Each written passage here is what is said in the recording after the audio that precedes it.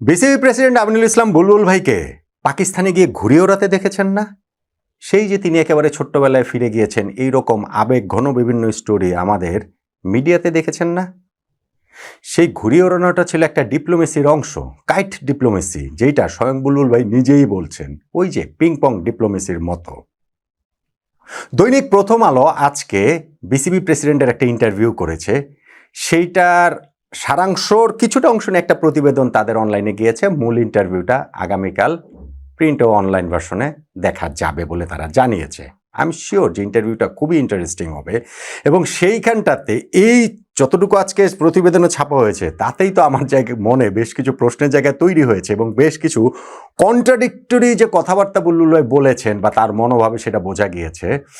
তাকে বোঝা যাচ্ছে না। আমি কিন্তু সত্যি সত্যি এই ইন্টারভিউটাতে বুলবুল ভাই কিভাবে নিজেকে ডিফেন্ড করেছেন, বাংলাদেশ ক্রিকেটকে ডিফেন্ড করেছেন, এবং পাকিস্তানকে যে ভারতের বিপক্ষে ম্যাচ খেলতে অনুরোধ করে রাজি করিয়ে কিভাবে বাংলাদেশ ক্রিকেটের জয়টা হয়েছে, এখান থেকে আমরা কি কি বিজয় ছিনিয়ে নিয়ে এসেছি, এবং ধরেন টি-20 বিশ্বকাপ না খেলাটাও যে আমাদের জন্য বিজয় কিনা, এরকম কথাবার্তাও যদি ওই ইন্টারভিউতে বুলবুল ভাই বলেন, আমি মনে হয় অবাক হব না।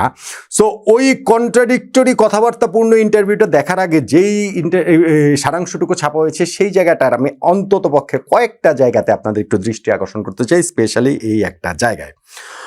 প্রথমত আমি যে একটু কাইট ডিপ্লোমেসি নিয়ে বলি, যে বুলবুল ভাই ওখানে গিয়েছেন লাহোরে, সেইখানটাতে মিটিং করতে গিয়েছেন। আইসিসি এবং পিসিবির মিটিংয়ে তাকে আমন্ত্রণ জানিয়েছে পাকিস্তান ক্রিকেট বোর্ড, এবং 8 ঘন্টার নোটিশেই সকল কিছু ভিসা জোগাড় হয়ে গিয়েছে, টিকিট, ফ্লাইট, কানেক্টিং ফ্লাইট সব কিছু করে বুলবুল ভাই সুন্দর করে পাকিস্তানে উড়ে গেলেন।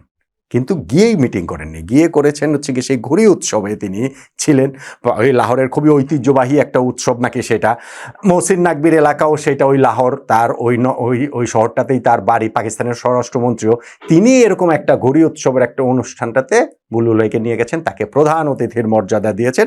এগুলো সবই ডিপ্লোমেসির অংশ, আমার এটা নিয়ে কোনো আপত্তির জায়গা নাই, যে এটা তো আসলে হবেই। বুলবুল ভাইকে যখন উড়িয়ে নিয়ে গেছেন সেখানে তো তাদের একটা সার্টেন প্ল্যানেই তো নিয়ে গিয়েছেন। এইখানটাতে বাংলাদেশের আসলে কোনো রকম কোনো লাভালাভের জায়গা আছে বলে আমার কাছে মনে হয়নি।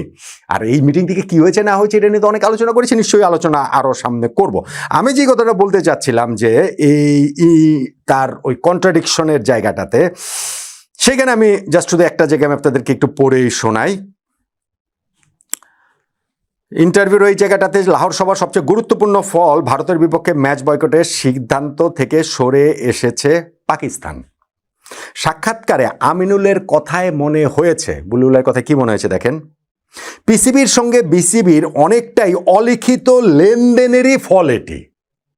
পিসিবির সঙ্গে বিসিবির অলিখিত লেনদেনের ফল।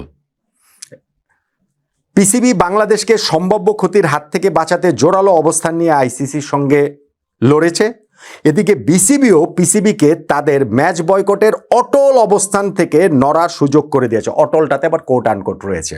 তাহলে হচ্ছে কি, এই জায়গাটাতে আমরা কি বুঝতে পারি যে হ্যাঁ, পাকিস্তানের অংশটা তো ক্লিয়ার, যে পাকিস্তান বাংলাদেশ যেন আইসিসি কোনো শাস্তি না দেয়, সেই জন্য হচ্ছে গিয়ে তারা আইসিসিতে ফাইট করবে বাংলাদেশের হয়ে, এই কাজটা তারা করেছে। বাংলাদেশ বিনিময়ে কি করছে, বাংলাদেশ করছে বিসিবি পিসিবিকে তাদের ম্যাচ বয়কটের অটল অবস্থান থেকে নড়ার সুযোগ করে দিয়েছে। অটল যেহেতু কোট আনকোটের মধ্যে রয়েছে, সেই সুযোগটা বিসিবি করে দিয়েছে। তার মানে কি, পুরো জিনিসটা একটু মনে হচ্ছে না যে সাজানো নাটক, পুরোটাই স্ক্রিপ্টেড, পুরোটাই চিত্রনাট্য, কোন গেমটা কিভাবে খেলা হবে পুরো জিনিসটাকে এখানে ক্লিয়ার না?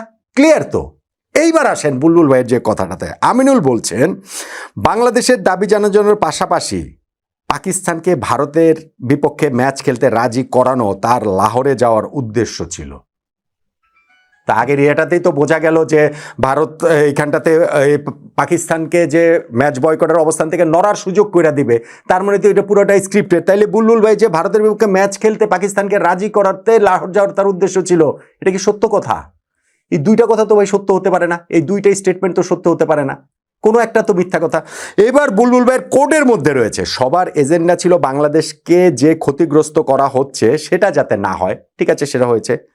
সঙ্গে আমার লক্ষ্য ছিল ভারতের সঙ্গে খেলতে কিভাবে পাকিস্তানকে রাজি করানো যায়। তো পাকিস্তান না ওই কিভাবে ওইখান থেকে অটল অবস্থান থেকে নড়ার সুযোগ কিভাবে কইরা দিবে বিসিবি, লেনদেন সেই জিনিসটা হয়ে গেছে। তাহলে পাকিস্তানকে এটা রাজি করানোর বিষয়টা কোত্থেকে আসতেছে? এটা বুলবুল ভাই তাহলে এটা কিভাবে বলছেন? কারণ পাকিস্তান অ্যাডামেন্ট ছিল খেলবে না। কিন্তু আমার মনে হয়েছিল যে পাকিস্তান যদি না খেলে it will be a disaster for ICC. এখানেই অনেকগুলো পয়েন্ট রয়েছে। পাকিস্তান যদি না খেলে এইটা বাংলাদেশ ক্রিকেট বোর্ড প্রেসিডেন্টের মনে হয়েছে যে আইসিসির জন্য ডিজাস্টার হবে, কিন্তু বাংলাদেশ যদি টি-20 বিশ্বকাপ না খেলে সেই ক্ষেত্রে বাংলাদেশ ক্রিকেট বোর্ড প্রেসিডেন্টের মনে হয়নি যে আমাদের ক্রিকেটের জন্য সেটা ডিজাস্টার হবে, কিংবা পাকিস্তান ক্রিকেট বোর্ডের প্রেসিডেন্টের তখন মনে হয়নি যে বাংলাদেশ একটা ফুল মেম্বার, তারা ওয়ার্ল্ড কাপে না খেললে সেটা আইসিসির জন্য ডিজাস্টার হবে। সেটা তো পাকিস্তানেরও মনে হয়নি। মনে হওয়ার সব দায় শুধু আমাদের, মনে হওয়ার সব দায় বাংলাদেশের। তাহলে এই জায়গাটাতে পাকিস্তান অ্যাডামেন্ট ছিল যে খেলবে না, পাকিস্তানকে কিভাবে রাজি করাতে হয় বুলবুল ভাই সেই কথাটা বলছেন তার ইন্টারভিউতে, কিন্তু ইন্টারভিউর ওই ইন্টারপ্রিটেশনে রিপোর্টার সেখানটাতে বলছেন যে বুলবুল ভাইয়ের কথাতে মনে হয়েছে যে পুরোটা আসলে একটা গেম ছিল, একটা সেট আপ করা ছিল, কিভাবে কি করা হবে, পাকিস্তান অটল অবস্থান থেকে নড়ার সুযোগ বিসিবি করে দেবে। অর্থাৎ এই প্রতিফলন আমরা পরবর্তীতেও দেখতে পেয়েছি যে বিসিবি যখন মেইলটা দিয়েছে, সেই মেইল দেওয়ার পর আইসিসি মেইল দিয়েছে, আইসিসি মেইল দেওয়ার পর পিসিবি মেইল দিয়েছে, ওই কয়েকটা মেইলেই আসলে ক্লিয়ার হয়ে গেছে, পাকিস্তান সরকার পরে মেইল দিয়েছে, ক্লিয়ার হয়ে গেছে যে পাকিস্তান বিশ্বকাপে ভারতের বিপক্ষে ম্যাচটা খেলবে। ফলে এইখানটাতে দুইটা গ্রস মিথ্যাচারের জায়গা আছে। একটা হচ্ছে গিয়ে যে হয় পাকিস্তানের সঙ্গে পুরো জিনিসটা নাটক ছিল, পুরোটা সাজানো ছিল, বুলবুল ভাই নিজে যেটা বলছেন সেটা হচ্ছে গিয়ে মিথ্যা বলছেন যে পাকিস্তানকে